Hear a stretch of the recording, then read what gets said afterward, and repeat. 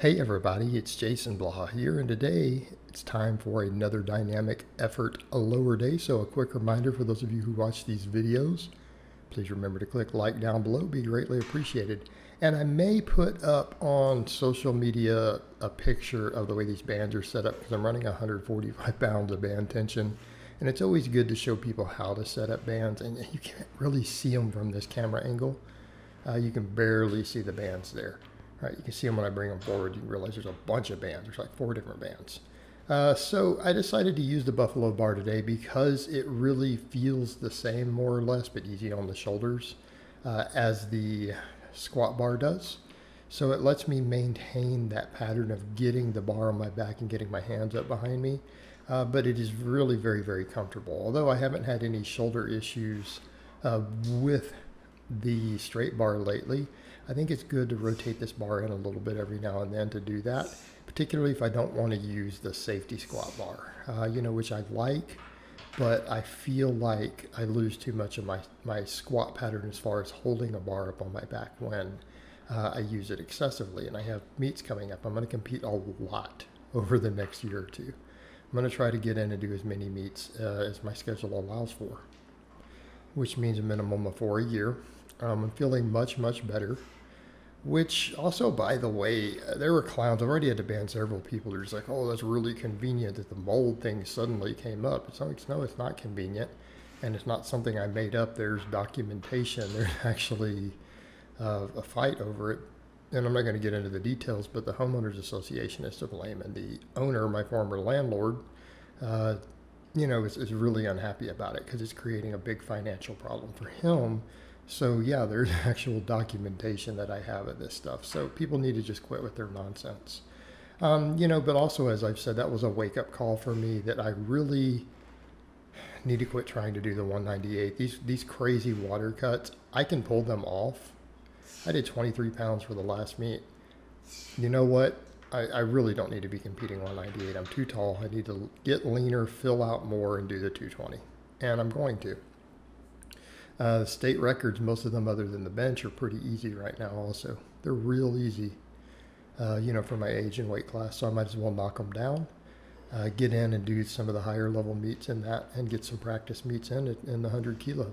And the water cuts will be super easy if I stay around 225-ish, and definitely stay under 230. Just bulk and cut between 220, 230 back and forth.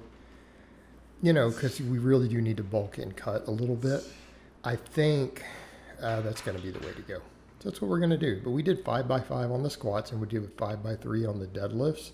And I'm going to build up a little to the 5x5s. These felt good. I probably could have pulled it off today, to be honest. But it's still, when we compare it to last week's workload, it's up a little bit. Running more accommodating resistance and did the full 5x5 on the squats. I ended up with the same total reps on the deadlifts. But again, I may change the bars around. I need to see kind of how the power bar is going to do here, or I need to get in and just suck it up and do some sumo. Right? Wouldn't be a bad idea. Although I'm a conventional puller, and as much as I preach that, I preach it and I make most of my clients do it. I'm still sitting here not doing it. But my back is also not fatigued right now.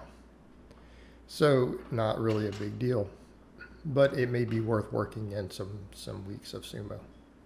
And I'm trying to hold the bar at the top, particularly near the end, and I probably need to hold it on every rep. And I'm going to work on that a little bit because this is a big part of my grip training, is to hold against those heavy bands. So again, I really need to do so. Grip may be my limit coming up on deadlifts and meets. Once I'm up into the 600s, that's what I notice. So doing that may help. Also, the power bar, doing the power bar with it may help also.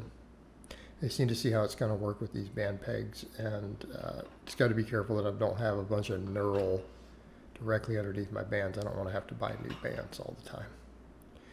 So what I'm also going to do, I think for now, Good Mornings are going to stay in both days till I get my reverse hyper. It is shipped, by the way. It's coming freight. I'm going to have it this week, the new heavier reverse hyper. But until then, I definitely have to push Good Mornings. I may push these into a true heavy assistance movement. I might do that coming up, Very, very real possibility of that. And maybe just doing on max effort days the same way I treat bench variations. And then do the dumbbell work. And part of me wants to work some incline work back in on that, but that's neither here nor there. So for all of this, for assistance work, again, like I've said, I'm going to keep my volumes reasonable moving forward. I'm going to work on GPP, avoid not overtraining. Health is a big deal to me right now. Staying on top of my health. It also means not pushing the absolute limits on volume like I do. Then we risk overuse problems. Keep it all moderate. Train hard. Smart programming. Right? Maximize heavy work. Maximize speed work. And then after that, just get in and build muscle tissue and stay at reasonable volumes that will give very solid hypertrophy, but without getting overuse, and rotate the movements enough to avoid that, looking at weak points and things. But I think for today, I'm happy with this. All right, these 3 sets of good mornings, 3 sets of belt squats. I increased the weight on the belt squats. 3 sets of glute ham raises. And I want to see what happens with my hamstring. I have a bit of a hypothesis as to why my hamstrings are cramping with some extra reading and research I've done. And I want to see how that pans out through the day. If I don't get any cramping, I have nailed down the culprit. And that culprit might be my creatine, which I take year round. I've been off of it for a week. And I noticed when I did the 2 sets of glute ham raises the last time, I didn't get cramping. So I did the 3 sets and pushed the 3rd set for an extra rep, pushed it out just a little bit, and I want to see what happens. But with the good mornings, I started with working on just good strict form with this bar again, and I went 10 pounds up today. I think we picked up an extra rep on the last set, so I counted it as 10 plus, because I may or may not have. You can lose count sometimes, but I think I did. So I bumped it up to 255, 3 sets of 10 plus. Then we went over to belt squats. I put another 10 pounds on here, got up to 240. The heaviest I've worked on this was 250 for 10s ever. And I did, as far as with 10s, I've gone heavier with 5s. But I was also squatting a little bit more. So these felt good. The first set's always really hard on these and hurts. And there we go. There's my calves. I had someone in a video yesterday. I'm like, what? He said something about me having small calves. And I'm just like, sitting here laughing, thinking, are you crazy? I don't have small calves. I don't train my calves, and I don't care about calves. I'm not a bodybuilder, but I just thought it was funny because there they are, all 18 plus inches of my calves that I don't train. People, I don't know. I don't get it. But belt squats. So we'll work on progressing on these, work on getting relatively deep, as far as my stance allows me to get, but because I'm doing quite a wide stance, and I might see if I can take it back out just a hair wider than that. Toes can come off the platform a hair if I need to, not a big deal. Which that platform is the same width as the inside of a rack, so but I can kind of space it around that and figure out where I'm at in terms of my competition squat depth, and this is pretty close to what I do for competition depth.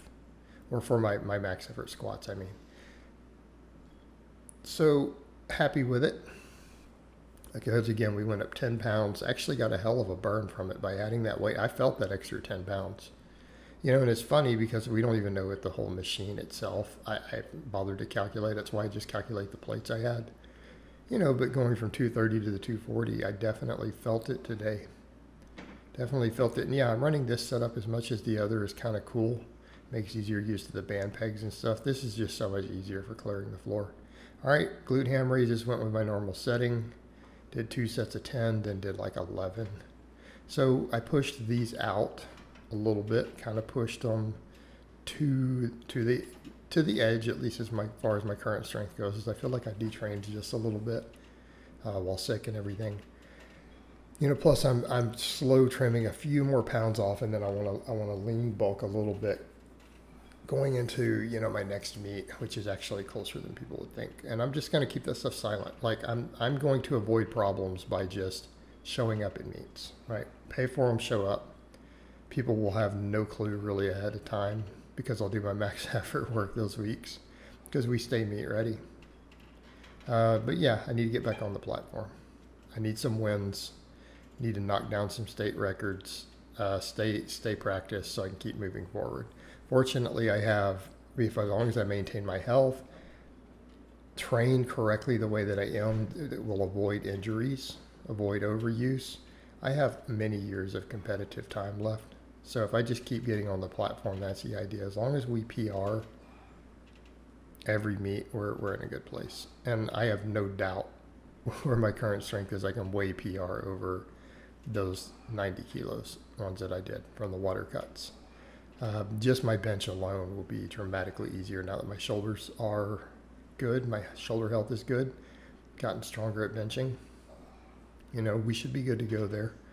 And I want to keep working on the bench. I want to at least get that state record on the bench too, which I've got up to 365 at my best on the bench here earlier this year. So it's 385. So I need to push past that. It'd be worth working on. But I want to keep working on the different grips. And because that's what we do on Conjugate, we train all the grips. You need to be strong at everything. Closed grip, wide grip. You need to be strong at all of it. But happy with today's workout. I want to assess and see how my hamstrings do, if they cramp or not, after having done all the glute ham raises. And if they don't cramp, I just may not use creatine for a while, even though it has great cognitive benefits. All right, guys, but that's really all I have to say on that today. I hope it's been informative, and I'll talk to you guys next time.